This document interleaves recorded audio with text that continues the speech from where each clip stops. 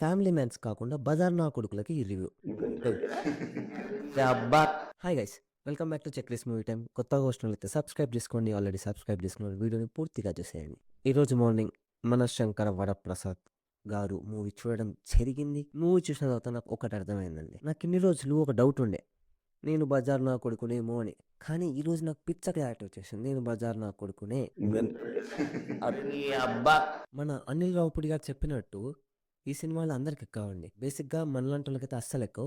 Sorry, మనలాంటి వాళ్ళకి కాదు, నాలాంటి వాళ్ళకి, నాలాగా బజార్ నా కొడుకులకైతే అస్సలు ఎక్కువ ఇలాంటి మూవీస్. నాలాంటి వాళ్ళు ఉంటే ఖచ్చితంగా ఈ వీడియోని లైక్ చేయండి, సబ్స్క్రైబ్ చేయండి, కామెంట్ కూడా పెట్టండి. లేదు మేము నీలాగా బజార్ నా కొడుకులం కాదురా, మేము ఫ్యామిలీ మ్యాన్స్ అంటే ఖచ్చితంగా మీకు మూవీ ఎక్కుతుంది.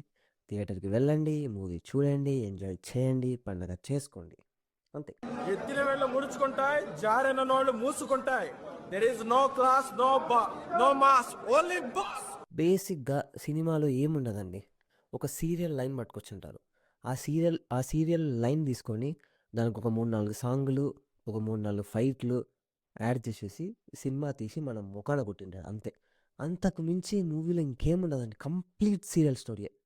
మీరు ఏ సీరియల్లో పెట్టుకోండి, ఈటీవీ, మా టీవీ, ఏ సీరియల్లో పెట్టుకోండి, ఖచ్చితంగా ఈ స్టోరీ లైన్ ఉంటుంది, సినిమా స్టోరీ లైన్.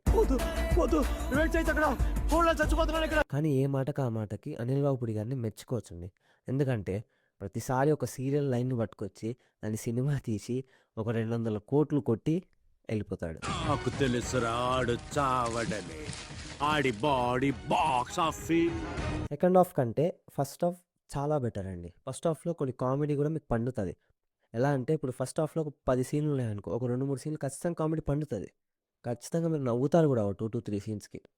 అది నాకు కొంచెం పర్లేదు అనిపించింది ఫస్ట్ హాఫ్లో. ఇంకా సెకండ్ హాఫ్ అయితే మరీ దారుణంగా ఉంటుందండి. చెప్తున్నా కదండి, సెకండ్ హాఫ్ అయితే చాలా లాగా ఉంటుంది ఫస్ట్ హాఫ్తో పోలిస్తే. ఇంకా మన బాస్ యాక్టింగ్ అంటారా, నాకైతే పర్లేదు అనిపించింది బాస్ యాక్టింగ్. ఎందుకంటే ప్రీవియస్ మూవీస్తో పోలిస్తే చాలా అంటే చాలా క్రింజ్ ఉంటాయి. అంటే క్రింజ్ అంటే అసలు నాకు నచ్చలేదు. అసలు చిరంజీవి గారి యాక్టింగ్ అసలు నచ్చలేదు ప్రీవియస్ మూవీస్లో. ఒకప్పుడు చిరంజీవి గారి యాక్టింగ్ వేరు, ఎప్పుడు వేరు. లైక్ డాడీ కానీ, ఇందిరా కానీ, ఠాగూర్ కానీ, స్టాలిన్ కానీ, ఇవన్నీ మూవీస్ చాలా బాగుంటాయి యాక్టింగ్. కానీ ఇప్పుడు యాక్టింగ్ అంతా మిస్ అయిపోయింది. ఇప్పుడు అంతా స్వాగ్తో, అన్ని స్వాగ్తోనే చేస్తుంటారు. డ్యాన్స్ కానీ, డైలాగ్ కానీ, ఫైటింగ్ కానీ, సిగ్గుపడడం కానీ, వాట్ నాట్, ఎవ్రీథింగ్ స్వాగ్తోనే చేస్తుంటారు మూవీలో. అప్పుడు మీకు యాక్టింగ్ ఎక్కడ నచ్చుతుందంటే కొన్ని చోట్ల స్వాగ్ ఉండదు, అప్పుడు ఒక్కటే నచ్చుతుంది యాక్టింగ్. ఇంకా మిగతా చోట్లంతా స్వాగ్ ఉంటుంది. ఈ స్వాగ్ కూడా నేను ఒక 100% అంటే 100% ఉంటుందని ఎక్స్పెక్ట్ చేసుకున్నా. ఎందుకంటే ట్రైలర్ చూసిన తర్వాత, మీరు ట్రైలర్లో చూస్తే ప్రతి ఒక్క షార్ట్ స్వాగ్తోనే ఉంటుంది. మూవీలో కొన్ని షార్ట్స్ ఉంటాయి, అదేం పెద్ద స్వాగ్ గీకు స్టైల్ ఏముండవు. కొన్ని యాక్షన్ సీన్స్ కానీ, లైక్ కొంచెం యాక్టింగ్ కానీ కొంచెం కనిపిస్తుంది ట్రైలర్తో పోలిస్తే. ఇంకా సెకండ్ హాఫ్ చెప్పేదండి, నిద్ర వచ్చేసింది సెకండ్ హాఫ్లో, కంప్లీట్ నిద్ర వచ్చేస్తుంది సెకండ్ హాఫ్లో ఫస్ట్ హాఫ్తో పోలిస్తే. సెకండ్ హాఫ్లో స్టోరీ ముందుకు పోదు, కామెడీ వర్కౌట్ కాదు, మళ్ళీ ఆ తొక్కలో ఫైటింగ్స్, ఆ సాంగ్స్, అవి ఇవి అని ఏదేదో వేస్తుంటాడు. ఎంత స్లోగా ఉన్నప్పుడు పోనీ మన వెంకటేష్ గారి క్యామియో వచ్చి లేపుతాది మూవీ అనుకుంటే అది కూడా లేపలేకపోయిందండి. నాకైతే అసలు అనిపించలేదు అక్కడ వర్కౌట్.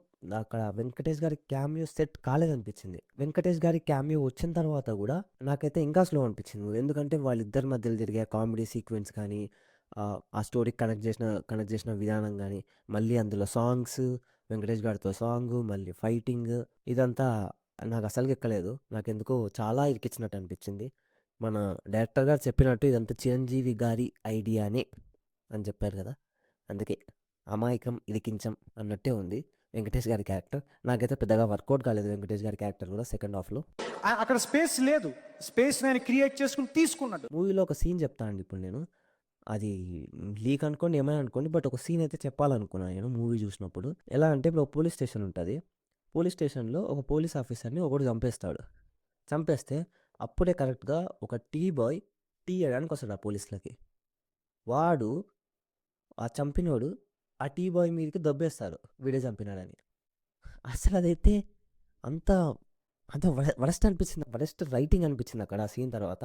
అదే ఇందిరా ఇలా కూడా పెడతారా, అనిల్ రావుపూడి గారు తీస్తాడు సినిమాని, మరి ఇంత క్రింజ్కి కూడా తీస్తారనే ఫీలింగ్ వచ్చింది. కొంచెం అట్లీస్ట్ సీరియస్నెస్ ఒక్క మూలాన సీరియస్నెస్ ఉన్నది ఎక్కడ. ఇంకా మీరు అనుకోవచ్చు, ఏదో ఒక రోజు మనము ఫ్యామిలీ మ్యాన్స్ అవుతాం, మనకు ఇలాంటి సినిమాలు నచ్చుతాయా అని ఒక డౌట్ రావచ్చు. ఎందుకంటే నాకు ఈ డౌట్ వచ్చింది మూవీ చూసిన తర్వాత. కానీ నాకైతే నచ్చమనే ఫీలింగ్. ఎందుకంటే బేసిక్‌గా మనం సీరియల్స్ చూడం. మనం చూసేది సినిమా. సినిమా వేరు, సీరియల్స్ వేరు. మన అనిల్ రావిపూడి గారు ఏం చేస్తారు? సీరియల్ స్టోరీస్‌ని పట్టుకొచ్చి సినిమాలు తీస్తారు. ఖచ్చితంగా అందుకే మనకి నచ్చవు. సినిమా అంటేనే డిఫరెంట్.